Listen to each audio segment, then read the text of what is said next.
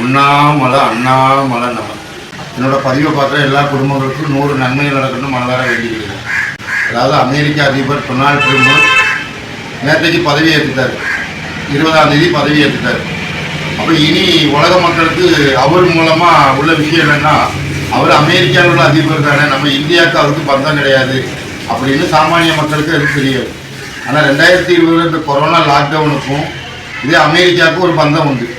இதே Donald Trump அன்னைக்கு 2020 என்ன சொல்லியிருந்தாருன்னா, இந்த சீனாவிலேருந்து வந்த வைரஸு இதுக்கு காரணம் சீனா தான்னா, சீனா மேலே நான் பொருளாதார தடை பண்ணுவேன், போர் தொடுப்பேன் அப்படின்லாம் சொன்னார்.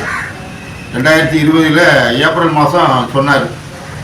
அதே ஜூன் மாதத்தில் இந்த வைரஸுக்கு நான் 19 பேர் வைப்போம்னு சொன்னார். அப்போ உலகமே ஒரு மிகப்பெரிய ஒரு நாடகம் நடத்துச்சு.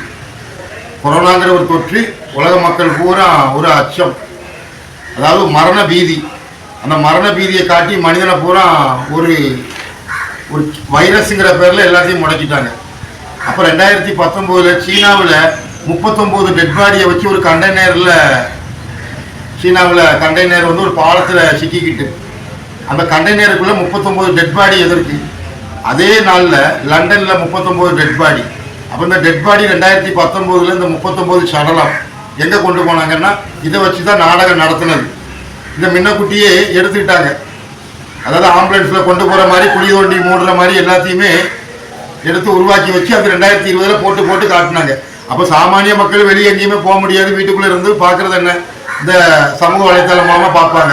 அமெரிக்காவில் தொற்று கொரோனா, லண்டனில் கொரோனா, அந்த நாட்டில் கொரோனா, அந்த நாட்டில் கொரோனான்னு இந்த ஊடகம் மூலமாக பார்த்தது மட்டும்தான் அந்த மனிதருக்கு தெரியும். பின்ன நம்ம நாட்டுக்குள்ளே நடந்தது என்ன? நமக்கு தெரிஞ்சவங்க ஆஸ்பத்திரிக்கு போனாங்க, கொரோனா தொற்று மூலமாக குணமாகி வந்துட்டாங்க, இறந்துட்டாங்க. அதாவது மரணப்பட்டது இத்தனை பேர், குணமானது இத்தனை பேர், கொரோனா தொற்றில் உள்ளவங்க இத்தனை பேர். அப்போ இந்த கணக்கெல்லாம் காட்டும் போது எப்படி மரணப்பட்டாங்க? கொரோனாங்கிறது ஒரு வைரஸே கிடையாது, இது ஒரு குன்றா வளர்ச்சி திட்டம். அப்போ இந்த குன்றா வளர்ச்சி திட்டம் தான் உலக நாடு வந்து ஒரு அரசியல் 2020 பண்ணிச்சு. இப்போ 2025 மறுபடியும் அதே அதிபர் வந்தால் நாட்டு மக்களுக்கு பூரா நன்மை நடக்குமோ தீமை நடக்குமோ? அப்போ 2020 22/3/2020 லாக்டவுன் வரும்போது சீனாவிலிருந்து இந்த வைரஸ் வந்துட்டு, சீனாவில் உகங்கிற நகரத்திலிருந்து இந்த வைரஸ் வெளியேறிட்டு அப்படி எல்லாம் சொல்லும் போது, இதே டொனால்ட் ட்ரம்ப் என்ன சொன்னார்னா, சீனா மேலே நான் சும்மா விட மாட்டேன், சீனா மேலே போர் தொடுப்பேன், பொருளாதார தடை பண்ணுவேன்னு சொல்லிட்டு ஏப்ரல் மாதம், அதே ஜூன் மாதம் அதே நபர் 19 பேர் வைப்ப இந்த வைரஸுக்குன்னு சொன்னார். அப்போ இந்த கொரோனாங்கிறது உலக நாட்டில் நடத்திய ஒரு நாடகம். அப்போ இந்த நாடகத்தில் நடித்த நடிகர் மாதிரி தான். ஆனால் நம் பாரத பிரதமர் நரேந்திர மோடி என்ன சொன்னார்? ஒரு கொரோனா வைரஸுக்கு எல்லார் வீட்லேயும் தீபம் ஏற்றுங்க, எல்லார் வீட்லேயும் விளக்கு ஏற்றுங்க அப்படின்னாரு.